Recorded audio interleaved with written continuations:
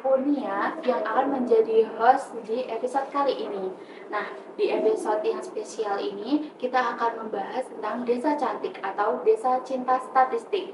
Nah, mungkin banyak sebagian orang yang asing dengan istilah ini, padahal program ini punya peran yang sangat penting untuk perkembangan desa berbasis data. Ya, hari ini aku nggak sendirian karena sudah hadir bersama aku yaitu Pak Rizky dari Fakultas Ekonomi. Bagaimana kabarnya Pak? Alhamdulillah hari ini kabarnya baik. Alhamdulillah ya. Eh, nah, sekarang pertanyaannya yang dasar-dasar dulu nih Pak. Sebenarnya apa sih desa cantik ini? Desa cantik ya. Jadi cantik itu akronim, panjangannya itu Desa Cinta Statistik. Di mana desa cantik ini merupakan program dari BPS bekerja sama dengan DPMD dan juga Universitas Muhammadiyah Ponorogo. Jadi desa cantik itu desa dapat mengolah data, memvalidasi data, dan juga datanya tersebut itu dapat dipertanggungjawabkan. Nanti luaran dari desa cantik itu berupa profil desa. Jadi program desa cantik itu seperti mengupdate profil desa saat ini. Berapa sih jumlah penduduknya, berapa angka kelahiran, berapa angka kematian, UMKM yang ada di desa tersebut itu apa aja. Nanti apa tujuannya desa cantik? Tujuannya nanti kalau datanya itu sudah jadi dan sudah diolah, bagi pemerintah desa digunakan untuk membuat kebijakan. Baik. Berarti sebenarnya desa cantik itu bukan cantik secara fisik saja ya Pak ya, tapi lebih kepada desa yang mampu mengelola data dengan baik, seperti itu. Ya, datanya diolah dengan rapi, lalu datanya itu bisa dipertanggungjawabkan kebenarannya. Oh, baik. Nah, kalau menurut Bapak nih, kenapa sih desa itu harus memahami statistik dan data gitu? Perlu diketahui ya, yang menjadi mitra desa cantik di tahun 2026 ini itu ada 3 desa. Pertama itu ada desa Karangpakian, terus yang kedua itu ada desa Endut, terus yang ketiga itu ada desa Gula. Semuanya berada di Kecamatan Balong. Tujuannya apa? Nanti pemerintah desa kalau mendapatkan data statistik yang terbaru itu bisa membuat kebijakan-kebijakan yang mendukung potensi daerah desa tersebut. Ya. Contohnya yang pertama itu Karangpakian, di mana desa Karangpakian itu dulu terkenal dengan desa yang berkebutuhan khusus, tapi dengan pemerintah desa saat ini di desa Karangpakian banyak sekali padat karya, salah satunya itu batik ciprat. Dengan adanya data statistik berapa sih padat karya batik ciprat yang lainnya itu ada apa tidak, bisa akan membuat kebijakan terkait dengan pemasarannya, contoh seperti itu. Terus yang kedua ada desa Ngendut ya, itu juga di Kecamatan Balong, di mana kalau desa Ngendut itu terkenal migran paling banyak di Kabupaten Ponorogo. Dengan adanya data statistik olah, terus datanya akan dibaca berupa kesimpulan, nanti pemerintah desa akan berfokus kepada remitensi. Lalu yang ketiga itu ada desa Bulak, itu juga Kecamatan Bolong. Di desa Bulak itu di sana sekarang ini lagi marak yang namanya petani milenial. Jadi petani milenial itu banyak di sana yang menjadi petani usia muda, mengembangkan pertanian itu di sektor greenhouse. Menarik.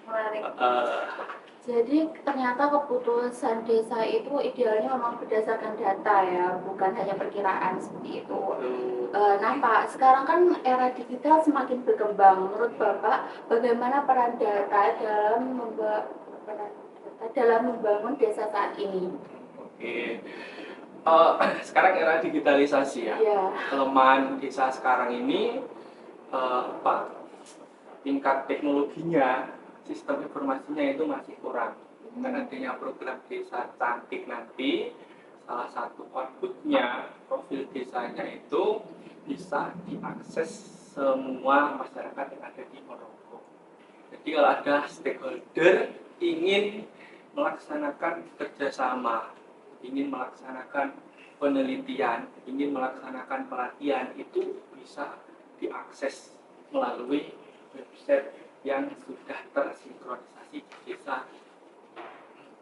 Jadi lebih akurat gitu ya Pak datanya, dan lebih mempermudah orang-orang yang ingin mencari data seperti itu. Iya. Baik. Berarti kualitas data itu sangat mempengaruhi kebijakan ya Pak ya? Ya benar. Jadi kualitas data itu sangat mempengaruhi kebijakan. Kebijakan apapun kalau didukung dengan data yang sudah terupdate, datanya itu berkualitas, itu pasti kebijakannya itu bisa bermanfaat. Baik, ini kan program dari pemerintah ya Pak ya. Yes. Nah, apa masyarakat tuh juga punya peran dalam mendukung desa cantik ini Pak? Ya ada peran dari masyarakat ya. Jadi nanti dengan adanya program desa cantik itu ada yang namanya perumusan visioner, lalu ada menggali data, lalu validasi. Peran masyarakat sangat dibutuhkan. Nanti pada saat penggalian data diharapkan masyarakat itu menyampaikan data dengan benar. Jangan sampai masyarakat itu tidak jujur. Contohnya tidak menerima bantuan apapun, padahal menerima ya. Terus anaknya itu memiliki kemampuan atau pendidikan yang mungkin bisa mendapatkan beasiswa, itu harus peka pada saat pendataan. Jangan sampai cuek atau mempersulit tugasnya. Itu yang pertama. Terus yang kedua, masyarakat bisa mengawasi ya. Setelah data yang nanti terkumpul, setelah data yang nanti diolah, silahkan diawasi kira-kira data yang saya sampaikan itu apakah sudah masuk di petugas data desa statistik. Nah, terus yang ketiga, masyarakat bisa memberi masukan sekiranya di dalam program desa cantik itu ada beberapa hal yang perlu ditambahkan untuk menyempurnakan output berupa profil desa. Nanti kembali lagi, kalau datanya lengkap, kebijakan desa itu bisa bermanfaat untuk masyarakat. Kadang kan masyarakat menganggap pendataan itu ribet ya Pak atau tidak penting. Nah, bagaimana menurut Bapak bagaimana caranya supaya meningkatkan kesadaran orang-orang desa itu? Oke, banyak yang berpikir ribet ya, pertanyaannya itu banyak, membutuhkan waktu. Jadi kami ya, tim Desa Cantik itu yang pertama memberikan manfaat kalau datanya itu sudah terkumpul dan sudah diolah. Jadi masyarakat nanti akan diberikan sosialisasi. Ini loh datanya yang kemarin itu digali dan setelah diolah itu manfaatnya untuk apa? Contohnya apa manfaatnya? Program bantuan sosial. Jadi program bantuan sosial itu tidak salah sasaran. Jadi program bantuannya itu bisa tepat sasaran. Itu yang pertama ya. Terus yang kedua itu libatkan tokoh masyarakat. Jadi tokoh-tokoh desa, mungkin perangkat desa, mungkin ada Pak Yainya, itu digali dulu datanya ya, menjadi informan utama. Karena masyarakat desa itu kalau orang-orang terdekatnya itu bersedia ya, jadi masyarakat banyak yang bersedia juga. Terus ngikut Mbah Yainya ya. Terus yang ketiga itu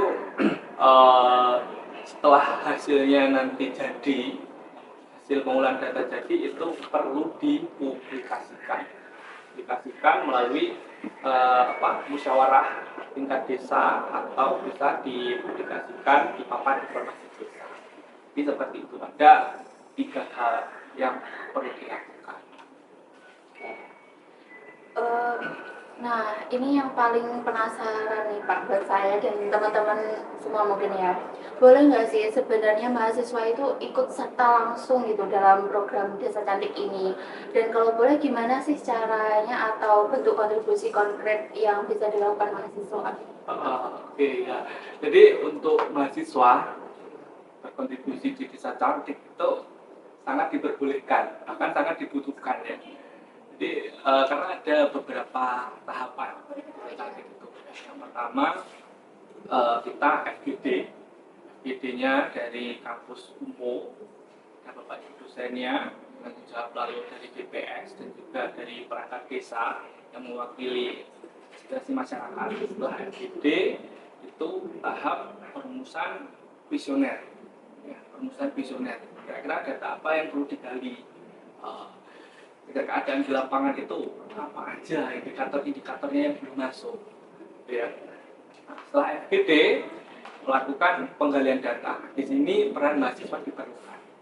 Jadi penggalian data itu benar-benar dari rumah ke rumah dengan bantuan Pak RT-nya. Jadi door to door gitu ya Pak? Betul. Itu dilaksanakan kurang lebih 2 sampai 3 minggu. Jadi dipastikan datanya itu benar-benar valid. Terus tahap selanjutnya setelah penggalian itu proses pengolahan data. Di sini peran mahasiswa juga dilibatkan juga, tapi diolah melalui data statistik ya, pengolahannya terserah nanti bisa SPSS atau PLS Smart dan lain sebagainya. Terus yang ketiga ini yang paling penting ya, tindak lanjut dari desa cantik.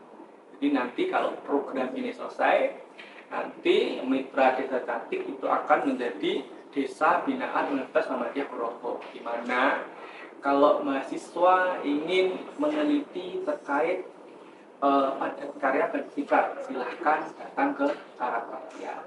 Setelah nanti, ini kan manajemen Mbak Nia, pemasarannya silahkan ke sana dikembangkan.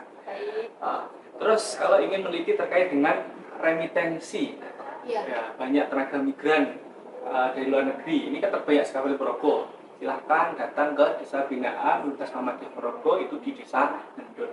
Itu cocok untuk mahasiswa akuntansi, pengolahan keuangannya. Jadi jangan sampai tenaga migran yang pulang dari luar negeri itu pengelolaan keuangannya itu harus dikelola dengan baik ya. Karena kan banyak ya devisa masuk. Gimana caranya remitensi itu benar-benar dioptimalkan. Jangan sampai habis terus berangkat lagi. Nah, dengan desanya kan harus tumbuh ya.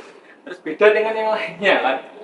Terus yang ketiga, kalau mahasiswa tertarik meneliti petani milenial, ya, jadi itu ke desa, nah gitu ya. Jadi tindak lanjutnya penelitian atau pengabdian, atau magang juga bisa, KKN juga bisa. Menarik sekali Pak. Jadi mahasiswa itu bukan belajar hanya teori saja, tapi langsung terjun gitu ke desa-desa. Dan juga bagi mahasiswa yang ingin meneliti itu juga terbantu, dan desanya juga terbantu. Seperti itu Pak. Dalam penerapan desa cantik sendiri, itu biasanya tantangan terbesarnya itu apa sih Pak? Jadi ada beberapa ya tantangan dalam program desa cantik. Yang pertama kaitannya dengan literasi statistik. Jadi masih ditemukan di lapangan agen statistik desa itu belum terbiasa mengolah data pertama. Jadi kita perlu menyamakan persepsi dulu. Terus yang kedua tantangannya partisipasi masyarakat.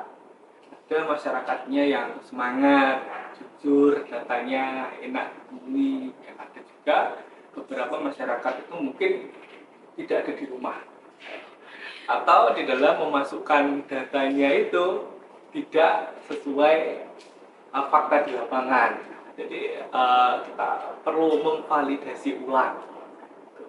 Terus yang ketiga, koordinasi antar pihak. Jadi data-data itu dari pihak desa, kecamatan, dan juga pemerintah kabupaten itu masih banyak. Datanya itu yang tidak sesuai. Jadi ada 3 tantangan utama. Bagaimana cara cara menyelesaikan masalah itu, Pak? Oke, dalam menyelesaikan masalah tersebut ya, Iya. jadi ada beberapa hal kemarin itu eh, pihak penyelenggara desa cantik ya, dari BPS, dari DPMD Dinas Pemberdayaan Masyarakat Desa, dan juga dari Universitas Muhammadiyah Purwokerto kemarin melaksanakan MOU. Nah, jadi melaksanakan MOU nanti pelaksanaan MOU itu ada beberapa hal yang perlu disampaikan, mulai dari hal apa yang perlu dipersiapkan, tujuan, dan juga keluarannya. Setelah itu, setelah MOU, kita datang ke desa yang menjadi mitra. Jadi kita datang langsung ke sana, menemui tokoh desa dan juga perangkat desa. Hasil dari MOU sudah disampaikan, lalu perangkat desa atau masyarakat di desa itu akan tahu ya, bahwa program ini memang penting, manfaatnya itu banyak. Lalu pada saat eksekusi kita menggandeng tokoh masyarakat, karena kalau masyarakatnya kan nggak kenal ya sama kita, ingin memberikan data kan mungkin masih khawatir ya. Nah, itu menggandeng tokoh masyarakat. Insya Allah dari tiga strategi tersebut, program Desa Cantik 2026 itu insya Allah bisa berjalan dengan lancar tanpa hambatan. Oke, karena Bapak ini kan berasal dari Fakultas Ekonomi ya Pak ya. Nah, aku juga penasaran nih Pak, apa hubungan antara statistik dengan perkembangan ekonomi desa? Jadi perlu diketahui ya. Jadi Desa Cantik ini sekarang itu jalan di tahun ketiga, 2024, mulainya tahun 2024. Nah, di jalan di tahun ketiga ini, di tahun 2026 ini baru menggandeng Universitas Muhammadiyah Purwokerto, khususnya Fakultas Ekonomi. Selain mendapatkan profil desa berupa data secara keseluruhan tadi ya, yang sudah update, itu ada satu tugas dari Fakultas Ekonomi. Ya, tugasnya yaitu menggali potensi desa tersebut. Jadi setelah menjadi desa cantik statistik tadi ya, data statistik itu akan ketahui potensi ekonominya. Jadi akan diketahui. Nah, itu yang pertama. Nah, terus yang kedua, diharapkan data tersebut itu bersifat akuntabilitas. Jadi bisa dipertanggungjawabkan ke semua pihak. Nanti kalau ada stakeholder ingin kerjasama, ingin melaksanakan pelatihan, ingin mengembangkan usaha menjadi ekodo wisata atau ekodo petani milenial, atau bisa menggandeng Fakultas Ekonomi. Itu yang kedua ya. Tiga, dukungan digitalisasi desa. Jadi nanti mitra Desa Cantik itu akan memiliki website desa, di mana website desa tersebut itu sudah memberikan informasi yang sangat jelas. Jadi tidak perlu kalau kita ingin mencari data, datang langsung ke tempatnya itu nggak perlu. Kita hanya perlu melihat di website desanya. Nanti akan dibantu teman-teman mahasiswa ya, terkait dengan digitalisasi desanya.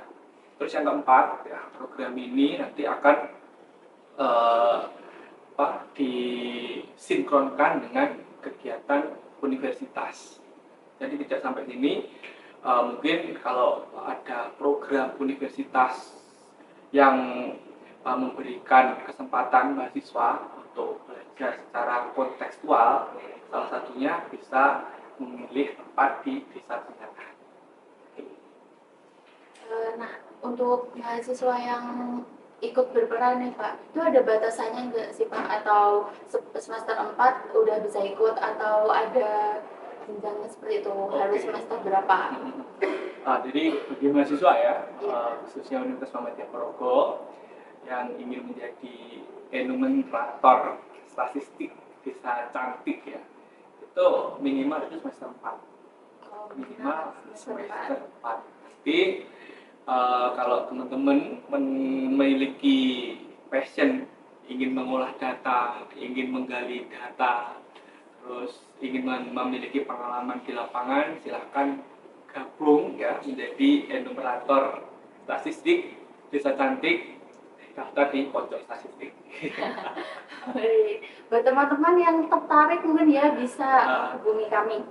Menurut Bapak nih, apakah masyarakat selama ini tuh sadar gitu loh bahwa data yang mereka berikan itu bisa berpengaruh terhadap perkembangan desa? Seperti itu.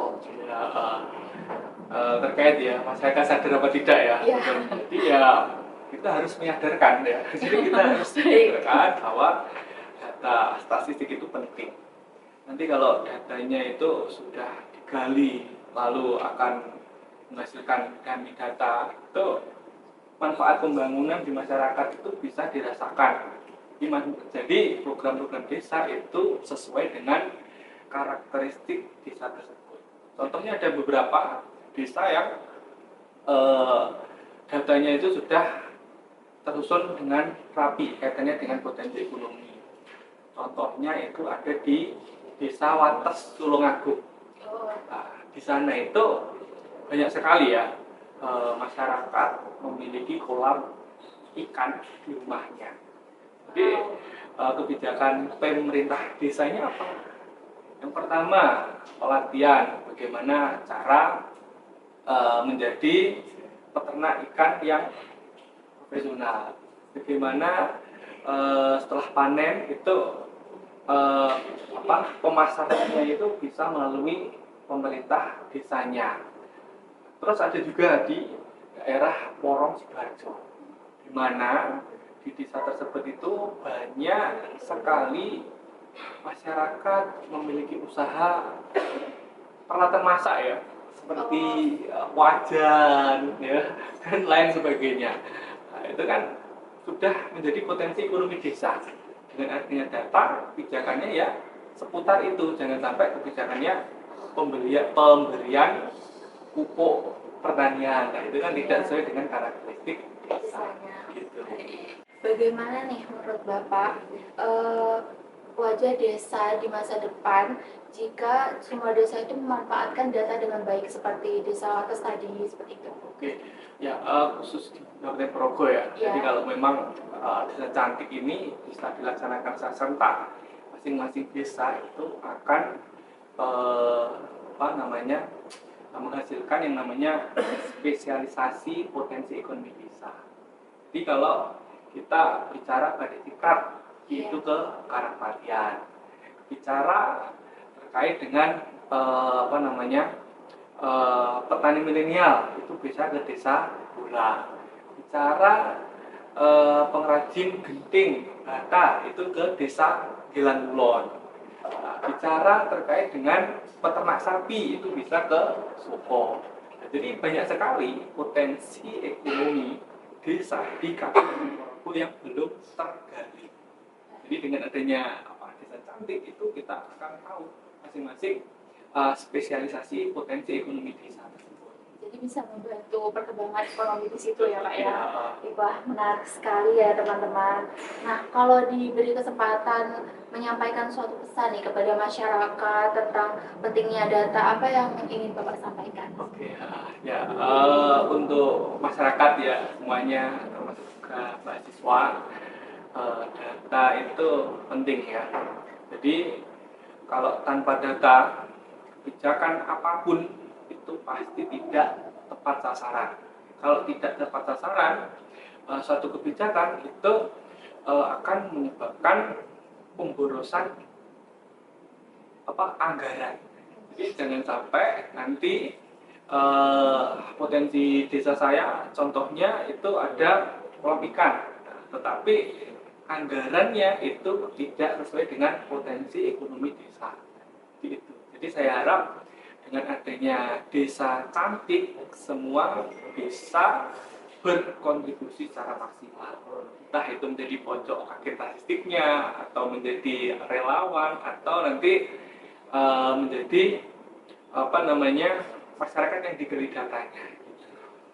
Menarik sekali. Semoga semakin banyak desa yang sadar pentingnya data, karena ternyata data bisa membantu pembangunan menjadi lebih tepat sasaran. Seperti itu.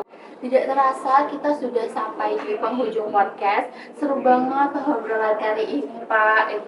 ternyata kita jadi tahu kalau statistik itu sangat membantu dengan pembangunan desa kita ya. Dan terima kasih banyak untuk Bapak Rizky sudah berbagi ilmu dan wawasan bersama podcast Pojok Statistik kali ini. Dan terima kasih juga untuk teman-teman yang sudah mendengarkan podcast Pojok Statistik. Jangan lupa terus dukung literasi data dan statistik, karena data yang baik bisa membawa perubahan yang lebih baik juga. Sampai jumpa di episode selanjutnya. Aku Nia pamit undur diri. Wassalamualaikum warahmatullahi wabarakatuh. Sampai jumpa.